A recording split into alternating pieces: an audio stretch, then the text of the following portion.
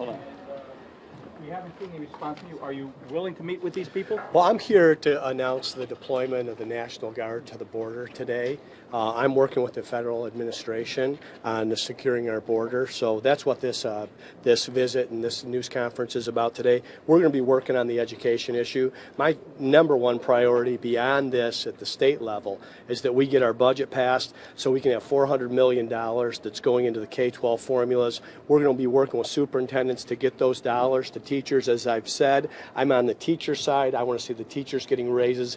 I want to see more money in their paycheck. We're working with the decision makers on where the dollars go, and that's the conference we're having. So basically, what is the precise threat here, and why do these people have to be deployed? We talked with the Secretary of Homeland Security last week. There's been a surge at the border, a 200% increase of migrants coming over the border in March, year over year. The call is to bring the Guard up. We had a conference call with Secretary Nielsen, along with Governors Greg Abbott, Susana Martinez, Jerry Brown, and myself, the 4 border governors, and we're working with the National Guard, our Adjutant General, Mick McGuire, and the Department of Public Safety, Frank Milstead, and the Border Strike Force to make sure that our border is secure and to stop this flow of drugs and illegal migrants. Why is a 1 month number a source of a crisis when crossings have been plunging over the last several years? I think, Bram, it's the surge of what happened in March, where there was a decrease, to see the sudden increase. This has been an issue in the state of Arizona for nearly a decade.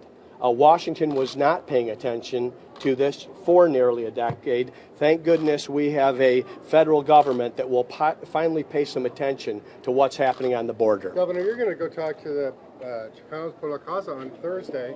They're a big migrant support group. How are you going to, face them, knowing that you're militarizing the border in a way that a lot of folks believe is totally unnecessary? I'm going to walk right in there, and I'm going to talk to them about all the good things that are happening here in the state of Arizona. And I think, everyone I talk to, I don't think that this is a partisan issue or an identity issue. You show me somebody who's for drug cartels or human trafficking or this ammunition that's coming over a wide open and unprotected border. That's what we're doing here, and we're focusing on both law enforcement and making the state as good a place as possible to live, and it is a very welcoming and inviting state. Are you concerned about having Guard troops, these are militarily trained people, out on the border rather than civilians? These Guard troops are there to support the Border Patrol, so it allows us to get more from the Border Patrol to the border. It gets more boots on the ground, and they serve in a support capacity, which they'll be very good at. Should they be building the wall as well, Governor?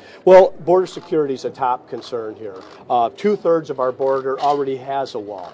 So if we want to fill in the other third with a wall, I would welcome that. I don't like how our border is wide open and unsecured, specifically in the Tucson sector. I also think we can use boots on the ground and technology. And my specific focus on this and the conversations with Secretary Nielsen and with President Trump have been around the drug cartels and the human trafficking that's happening. What's it going to cost? What's the success on this?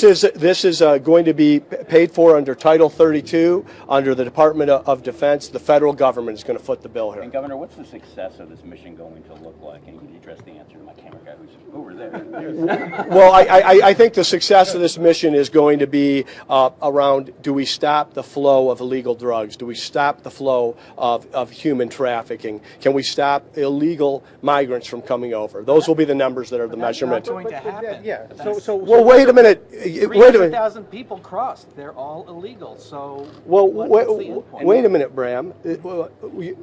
What do you mean that that's not going to happen? So we should just sit back and let whatever's going on happen? We had a 200% increase in traffic across the border. The people that are suffering the drug overdoses, oftentimes these products are coming over the border and through our state. We have a federal government that's paying attention to it. We have a border patrol that is going to go to the border, and we have a National Guard in Arizona that's going to be there to support them. I'm going to go here, and then I'm going to go there. I think Dennis's question very specifically was, what percentage cutback in crossings do you need to declare this a success? Well, listen, we're always going to have bad guys, and we're going to always have people that want to sell drugs or want to bring people over in this human trafficking industry. We want to address that. We want to hit it as hard as we can. I'd like to see it eliminated, but I think you could call it success if you're reducing it and reducing it dramatically.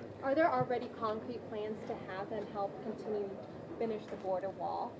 This action that was put in place by Secretary Mattis is to deploy the National Guard to be able to go to the border to support Customs and Border Patrol in their role so that we can get more border agents to the border. This isn't specifically around a border wall, but it certainly is about border security. These are some of the most secure places along the border. If you look at Yuma, why would you send that year? I mean, there was a peak, I think, in 2000, over 600,000 crossings. So I'd encourage you to get to the Tucson sector if you think it's one of the most secure places Look at the across numbers, the Governor. border. If you look at the numbers, have been dramatic decreases Dennis, in border and there's been a apprehensions. 200% increase in migrant flow year over year in March, and that's the reason for the One order. month. Bottom One line, month. this is a lot of folks believe this is just a blatantly political thing. The president wants, to secure the border. You're jumping on board. It's not costing you anything, yet you get the limelight. Talk to us about why this isn't political for you. Well, this shouldn't be a surprise to anyone. This is something we've been talking about in Arizona for over a decade. In many ways, our state has been the epicenter for the discussion around border security. Washington has ignored the border. We finally have an administration that is paying attention to the border, and we're going to be deploying Border Patrol with the support of the Arizona National Guard, and it starts today. Governor, the Border Patrol doubled under President Obama. You can't say that the federal government ignored the border. The Border Patrol was not deployed at the border. This specific action is to take the Border Patrol and put them on the border to stop this surge in migration. But that's exactly what the Guard did last time. They had 2,000 Guard troops here in Arizona to do the same thing. So The other thing I should say here is this happened under President Obama. This happened under President Bush. So for President Trump to call up the Guard is not something that's new and unique. It is something that's paying attention to a surge in those flows and the March numbers year over year. A 1 month surge. 1 month surge. You're going to Well, this has been going on for a decade, Dennis. So No, how it's long, been so how long do decreasing they for a stay there? decade. We'll be working with Homeland Security and Department of Defense to determine that. I think the numbers will determine how long we'll have more boots on the ground, more manpower at the border. Is this open-ended? This is open-ended. So they could stay there for months? Well, the idea is there is a mission here, and to complete the mission so that you can call it successful. But you don't want to say to people that are trafficking drugs and human beings across the border how long you're going to be there and show them a timetable. We want to say that we want to stop this flow on our southern border, and we don't want this to happen. And that's when, in partnership with the federal government, there will be a determination made. We're going to continue to have the National Guard in the state of Arizona. We're going to continue to have Border Patrol, but this specific mission is that our National Guard supports the Border Patrol for this mission. So let me come back, God help me, to where I started.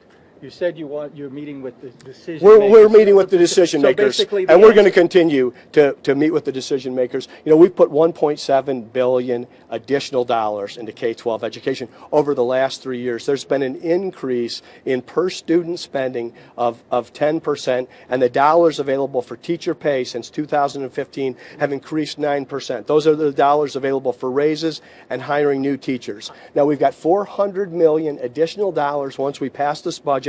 I had 30 superintendents standing behind me the Tuesday after the Monday State of the State. That's what our focus is right now, is to get those dollars to the teachers. I want to see our teachers get a raise. That's the best and quickest way to get it there. I understand. So basically, you're not going to meet with the head of the AA? I'm meeting with the superintendents who determine the salaries with the additional dollars available. Governor, Thank it's you.